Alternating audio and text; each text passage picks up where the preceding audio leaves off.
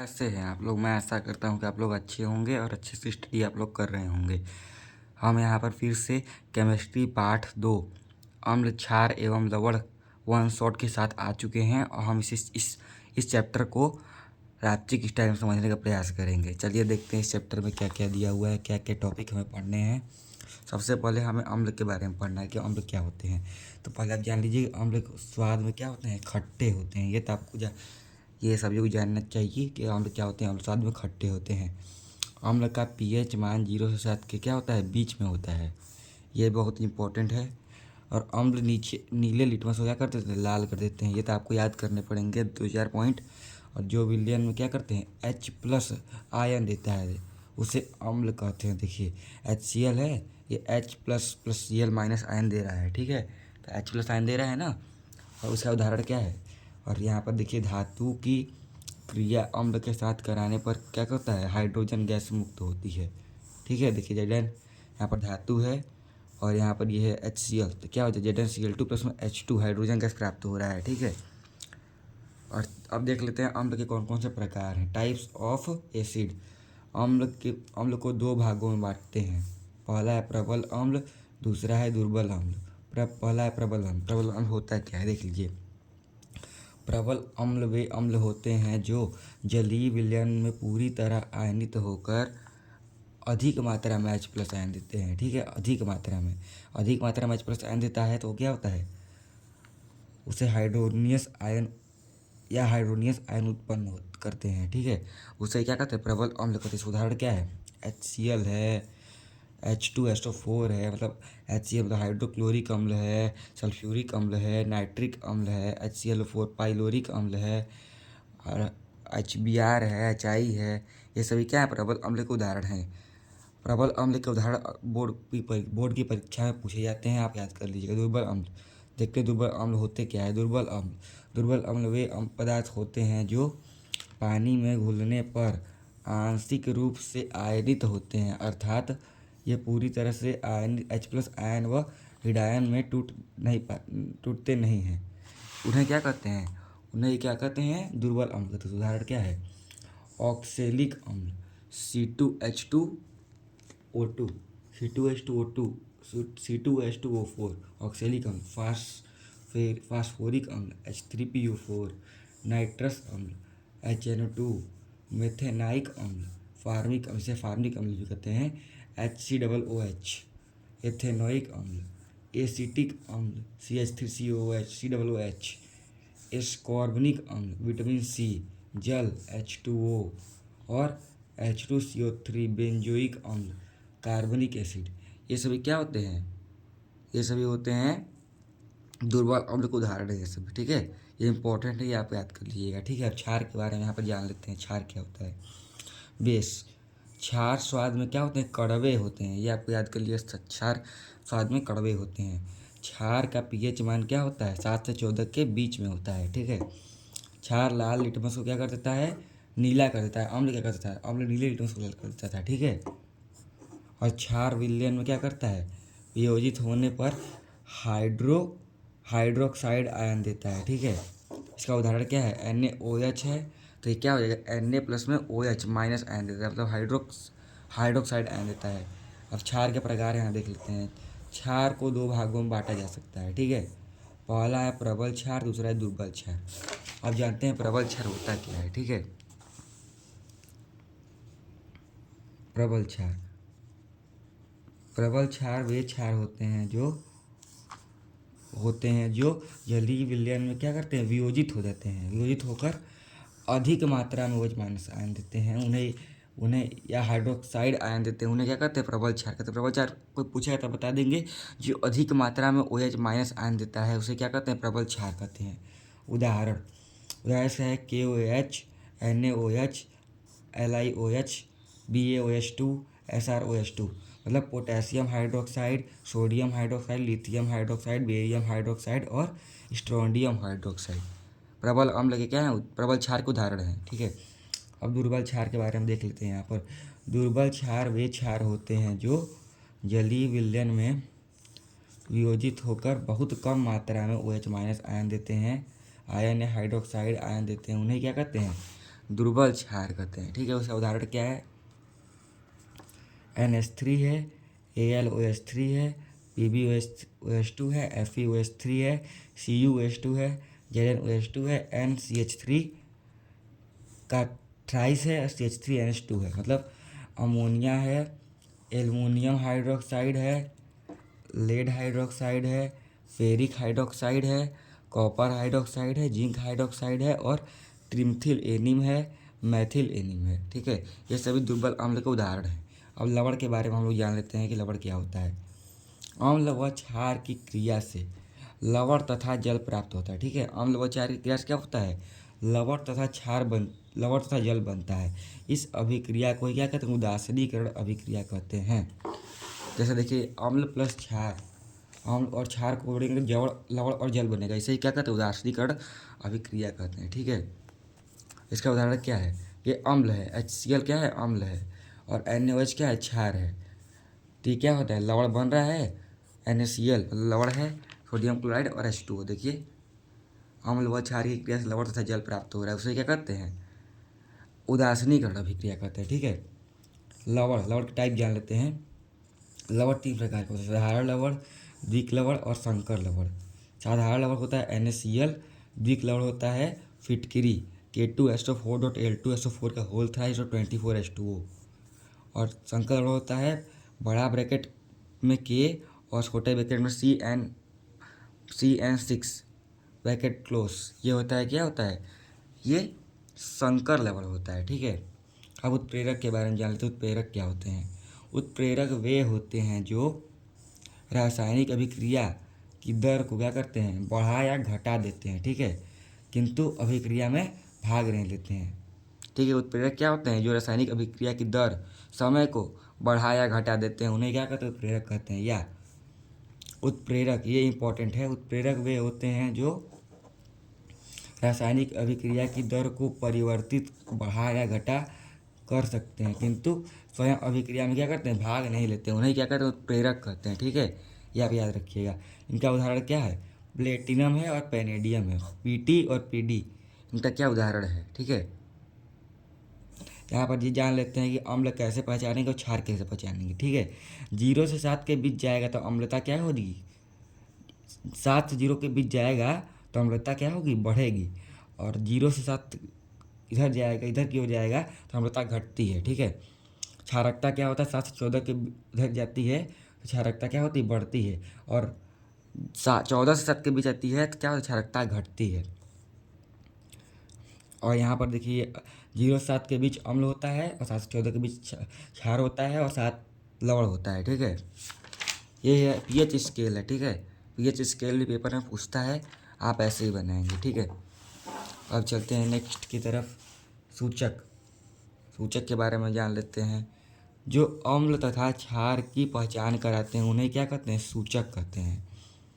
इसका एग्जाम्पल क्या? लिटमस यदि अम्ल क्या करता है? लिटमस को लाल कर देगा। ठीक है, और क्षार क्या करेगा? नीला करेगा, क्योंकि अम्ल क्या करते हैं? नीले लिटमस को लाल करता है और क्षार लाल लिटमस को नीला करता है। ठीक है, हल्दी अम्ल पर क्या करेगा?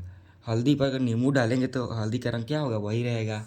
यदि क्षार मतलब चूना डालेंगे तो क्या हो जाएगा? लाल हो जाएगा। ठीक है, ये इसका एग्जाम्पल है, मैं आपको स्टेप से समझा रहा हूँ। फिनोफ्थेलिन का एग्जाम्पल क्या है? अम्ल, इसके अम्ल से करेंगे तो क्या हो जाएगा? नो चेंज, कोई परिवर्तन नहीं होगा। और क्षार पे क्या हो जाएगा? गुलाबी हो जाएगा। जैसे वो देखें फिनाइल का बॉल, वही फिनोफ्थेलिन होता है, जो खुशबू करता है ना, वो गुलाबी हो जाता है क्षार के संपर्क में आने पर। अम्ल क्या करता है? नो, अम्ल के संपर्क में आने पर कुछ भी नहीं होता है इसमें। ठीक है, मेथिल ऑरेंज क्या होता है? मेथिल ऑरेंज अम्ल को क्या करता है? लाल कर देता है। मेथिल ऑरेंज अम्ल, लिटमस अम्ल लाल करता है। हाँ, मेथिल ऑरेंज अम्ल को क्या करता है? लाल करता है। और क्षार को क्या करता है? पीला कर देता है। ठीक है, अब देखते हैं दूसरा, सार्वत्रिक सूचक। सार्वत्रिक सूचक क्या होता है ये जान लें पहले। यह एक ऐसा मिश्रण होता है जो विभिन्न पीएच मानों पर विलयन की अम्लता या क्षारकता को दर्शाने के लिए अलग अलग क्या करता है? रंग प्रदर्शित करता है। यदि कोई पूछेगा सार्वत्रिक सूचक क्या होता है, तो यह अलग अलग पीएच मानों के लिए रंग प्रदर्शित करता है। हम लोग क्षार की पहचान करने के लिए रंग प्रदर्शित करता है। सार्वत्रिक सूचक से अम्ल व क्षार की क्षमता का ही पता चलता है, ये भी आप बोल देंगे। अब दैनिक जीवन में क्या करते हैं, पीएच का महत्व यहाँ पर देख लेते हैं। पीएच का महत्व, पीएच का फुल फॉर्म आप कमेंट कीजिएगा, मैं आपको बता दे रहा हूँ। मैं पूछूंगा पीएच का फुल फॉर्म पोस्ट में, तो आप बताइएगा। पीएच का फुल फॉर्म होता है पोटेंशियल ऑफ हाइड्रोजन, ठीक है। अब आपसे मैं पूछूंगा तो आप बता दीजिएगा, ठीक है। फर्स्ट, हमारा शरीर क्या करता है, 6 से 7 के बीच अच्छे से, मतलब 6 से 7 पीएच के बीच अच्छे से कार्य करता है ना, ठीक है। और यदि हमारे मुख का पीएच 5.6 से कम हो जाता है तो हमारे दांत क्या करते हैं, कमज़ोर होने लगते हैं। 5.6 से कम हो जाएगा तो हमारे दांत क्या होते हैं, कमज़ोर होने लगते हैं। तीसरा, यदि वर्षा के जल का पीएच मान 5.5 से कम हो जाए तो इसे क्या कहते हैं, अम्लीय वर्षा कहते हैं, ठीक है। चौथा, अम्लीय वर्षा 5.5 से कम हो जाएगा वर्षा का पीएच तो इसे अम्लीय वर्षा कहते हैं। अम्लीय वर्षा का क्या कारण, अम्लीय वर्षा के कारण मानव शरीर पर क्या होता है, बहुत बुरा प्रभाव पड़ता है। इससे स्किन कैंसर, यहाँ तक कि स्किन कैंसर तक का खतरा क्या होता है, बना रहता है, ठीक है। ठीक है ना। अब पीएच का मतलब NaCl का क्या करते हैं, विद्युत अपघटन देख लेते हैं, ठीक है। NaCl का विद्युत अपघटन क्या होता है, देखिए। ये होता है जल, इसके अंदर जो ये एक पात्र है, इसके अंदर जल भरा हुआ है। और इधर से NaCl मतलब नमक को यहाँ पर लवण को यहाँ से इसके अंदर मिलाया जाता है, ठीक है। और ये एनोड है और ये कैथोड है, ठीक है। इसको एक बैटरी की सहायता से जोड़कर रखा गया है, ठीक है। अब इसमें हम विद्युत धारा प्रवाहित करेंगे तो जो Cl है, क्लोरीन, ये एनोड की परत पर चिपकेंगे, ठीक है। और Na है वह कैथोड की परत पर चिपकेंगे। तो यहाँ से चिपकते चिपकते जो है, यहाँ से बुलबुले निकलेंगे। मतलब जब कोई चीज़ खोलती है तो इसमें बुलबुले निकलते हैं ना, तो Cl2 क्या हो रहा है, यहाँ से बाहर निकल रहा है, ठीक है। और यहाँ से H2 क्या हो रहा है, बाहर निकल रहा है, ठीक है। और फिर उसके बाद जब हम विद्युत धारा प्रवाहित करना बंद करते हैं तो फिर यहाँ से हम किसी पात्र में इसे छान कर निकाल लेते हैं। तो ये हो जाएगा, यहाँ पर ये NaH2O निकला हुआ है। तो इसका अभिक्रिया करेंगे तो क्या हो जाएगा, NaOH प्लस में H2 बचेगा, तो NaCl प्लस में H2O, NaOH प्लस में H2 प्लस में Cl2 ये बचेंगे, ठीक है। अविरंजक चूड़ क्या होता है ये जान लेते हैं। विरंजक चूड़, ब्लीचिंग पाउडर, ये क्या होता है।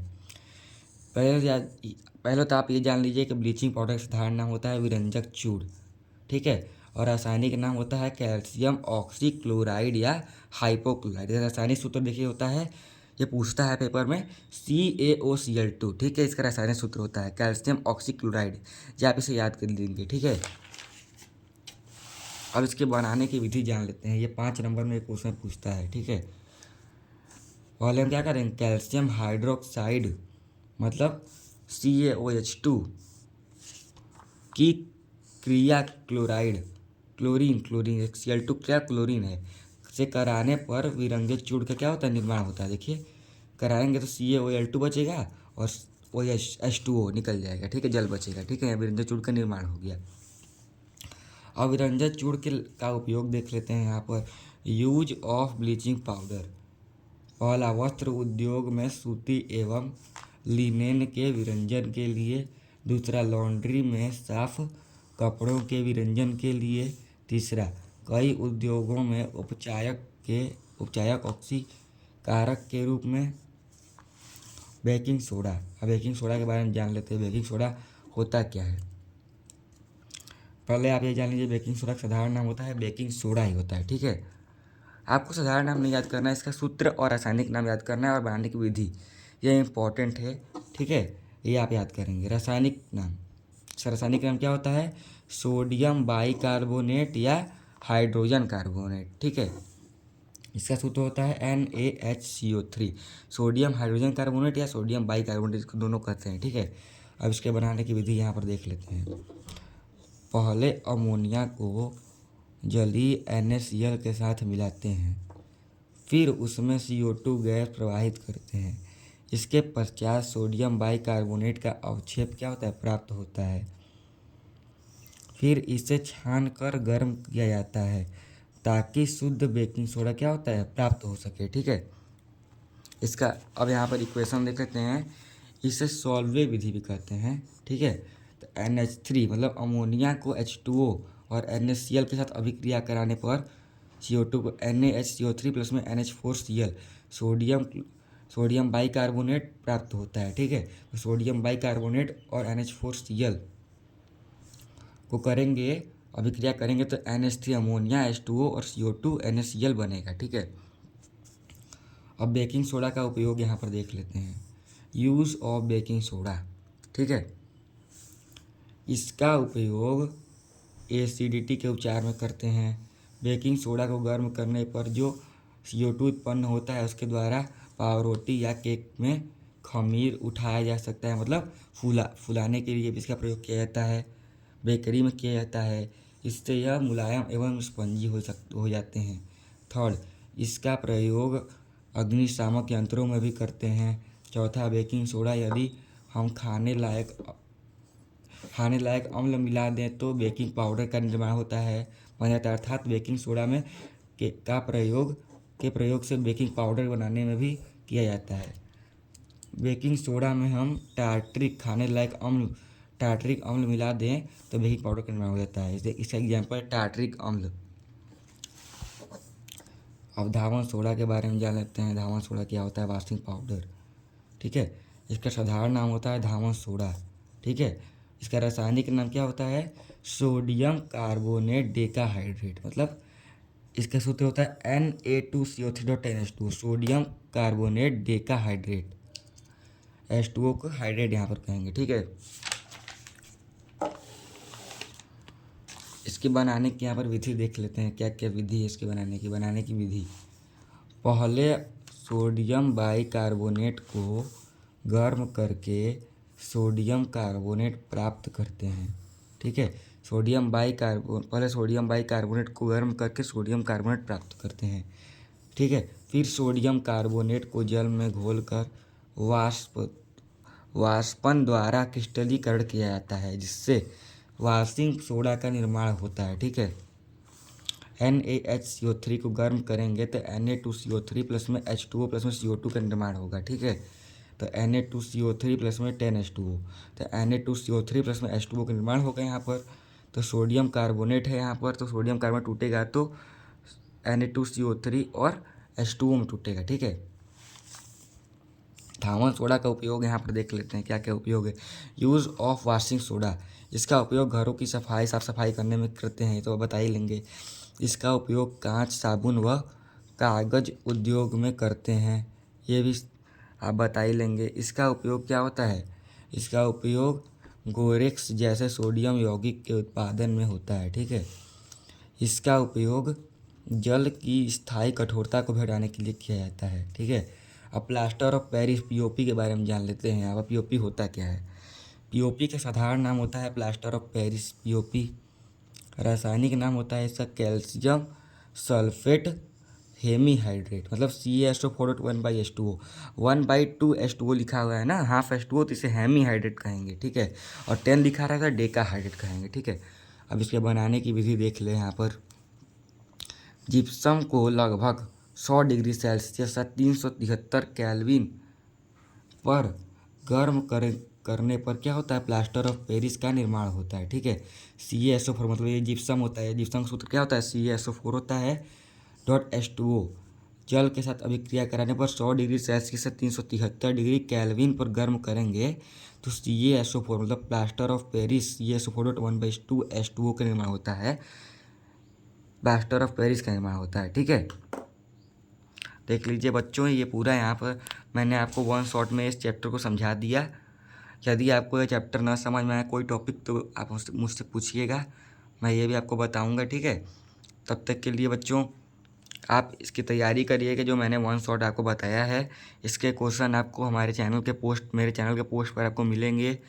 और आप इस चैनल को सब्सक्राइब, लाइक, कमेंट, शेयर ज़रूर कीजिए। आपको इस चैनल पे बहुत सारे एजुकेशन पढ़ने के वीडियोज़ मिलेंगी जो 10th क्लास के लिए बोर्ड के लिए इम्पोर्टेंट है, ठीक है। तब तक के लिए हम मिलते हैं नेक्स्ट वीडियो में बच्चों, तब तक के लिए बाय। और आप अच्छे से स्टडी कीजिएगा, और ठीक है बच्चों, अगर यदि आप ऐसे अच्छे से स्टडी करते हैं तो आपको बोर्ड परीक्षा में अच्छे अंक मिले। तब तक के लिए बाय बच्चों। Thank you.